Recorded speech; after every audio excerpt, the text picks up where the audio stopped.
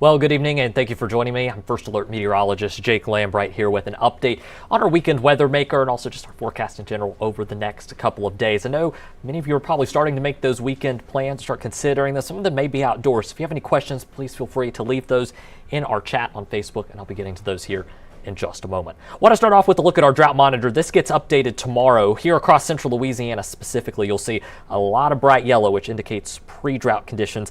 Anything there in the tan, moderate drought conditions, a level 1 out of 4 on our drought monitor scale. Now, we did see a little bit of rain here recently. Will it be enough, though, to see improvements on the drought monitor? Maybe not this time around, but of course, we'll have to see when that update rolls out tomorrow. I do think we'll see noticeable improvements by the update next Thursday, and we'll dive more into that here in just a moment. Before we do, though, like I said, we've got those pre-drought and drought conditions ongoing, so the ground is pretty dry because we haven't seen a ton of rain. We're in a decent rainfall deficit right now.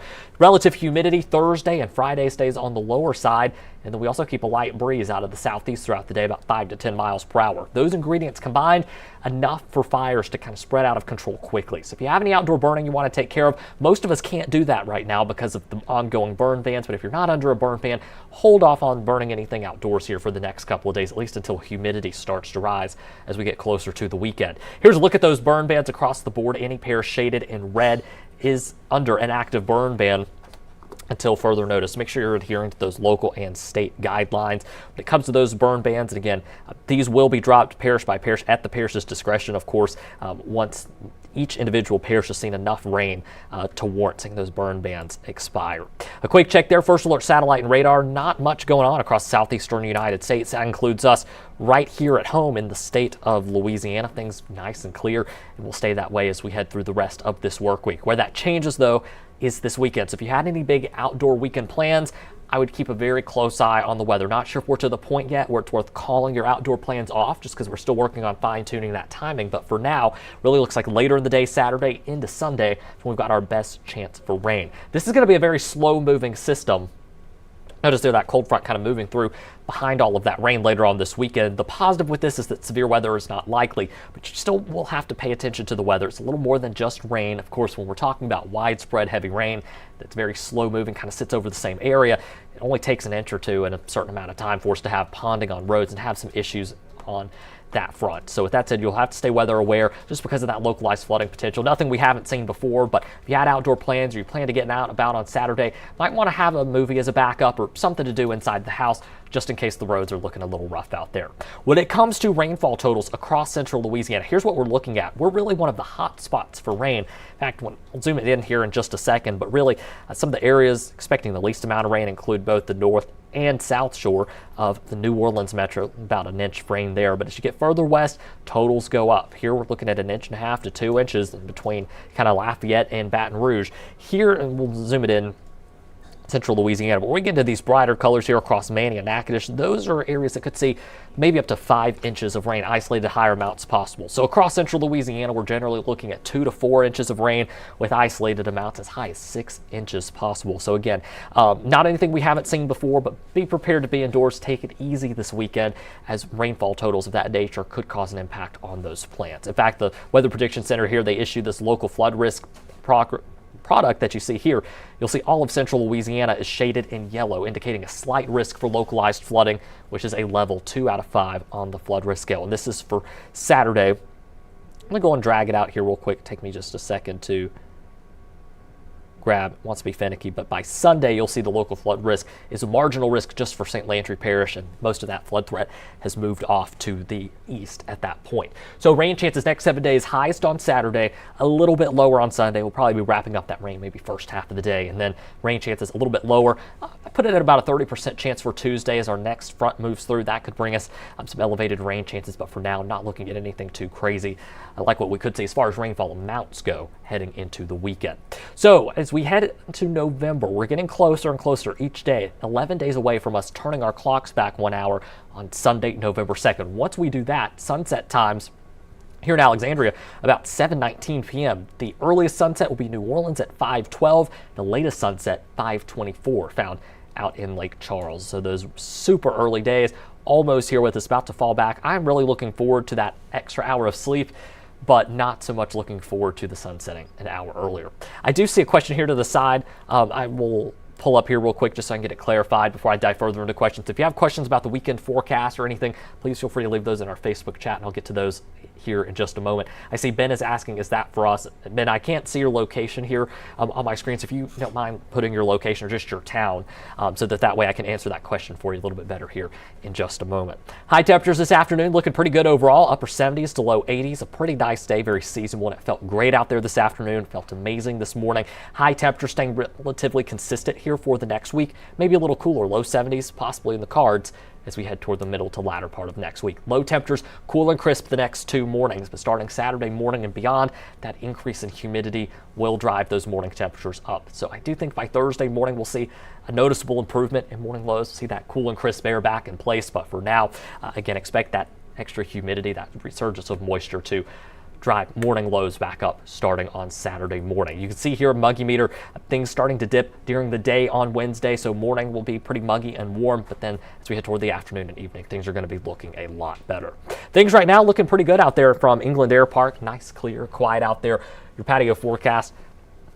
Actually, we'll switch over to our night forecast. This is for a little bit earlier, but our forecast for tonight, again, looking at temperatures falling into the mid 40s for some, upper 40s and low 50s for others across central Louisiana. I will pull up that map here. There's a better look at those hometown lows across the region. Looking pretty nice overall tonight. A quick check of things in the tropics. We've got Tropical Storm Melissa out there, expected to become a major hurricane, just kind of sit there near the Caribbean islands.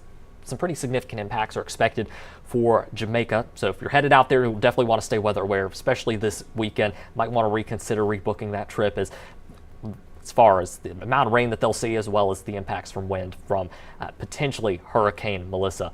The impacts will be felt there for sure. So you want to put that on your radar, but otherwise not a threat to us along the northern Gulf Coast at this time.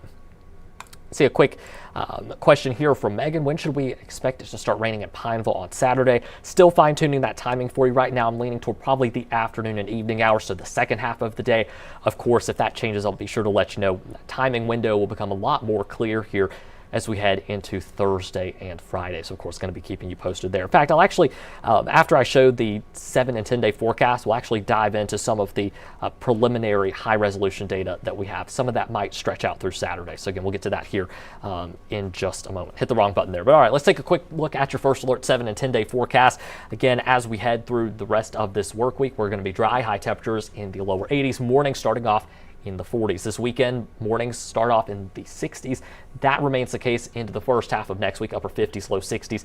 High temperatures, though, stay nice. Again, really watching Saturday and Sunday for the potential of heavy rainfall, potentially localized flooding as well. Things looking a lot better next week. Temperatures cooler, low 70s on Wednesday, upper 60s for your Thursday and Friday. Low 70s return by Saturday, and morning lows could be as cool as the low to mid 40s. That would be the coolest weather that we have seen all season. Overall, a great looking 10-day forecast. Again, I'm going to pull up some of our high resolution data. Don't have all of it in just yet. We kind of look at several different scenarios, but this one should be in at least part of the way through Saturday. Let's see if I can get that to pull up here. So let's head into Saturday. This one's leaning toward earlier in the day, or I say that. Put a pause on it here to kind of see.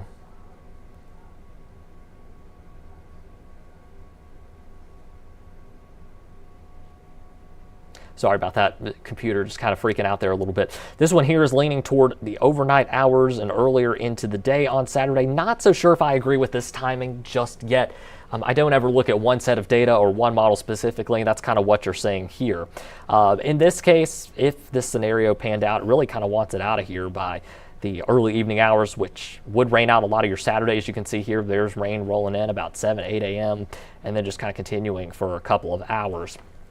But with that said, not buying into this just yet, especially on the timing section of this. But we'll be fine-tuning that in the days to come. And if it looks like it's going to be a morning or day threat, make sure to give you the first alert to that as things become a little bit more clear. I am curious, and I'm going to pull this up here. I want to see if our rainfall forecast will go out that far and just kind of see, because that's a lot of heavy rain that's kind of slow moving throughout the day. Want to see what some of our initial high-resolution guidance has to show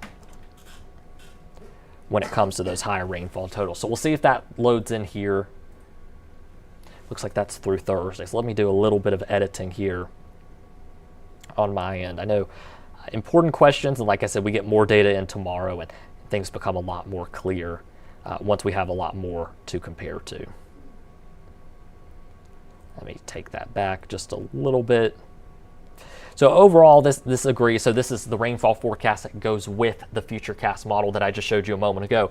This overall agrees with my thoughts, with that 2 to 4 inches being one of the more likely scenarios, with some isolated higher spots or higher amounts possible. That's where you see those bright reds as you head out toward Oakdale and kind of the Evangeline Parish area as well. So again, a lot more data coming in tomorrow. I'll have a lot more specifics for you tomorrow as well. So of course, expect the first alert to that as we head into the day. Of course, I'll have the latest for you on streaming tomorrow night at 9, as well as on the air tomorrow at 5, 6, and 10 o'clock.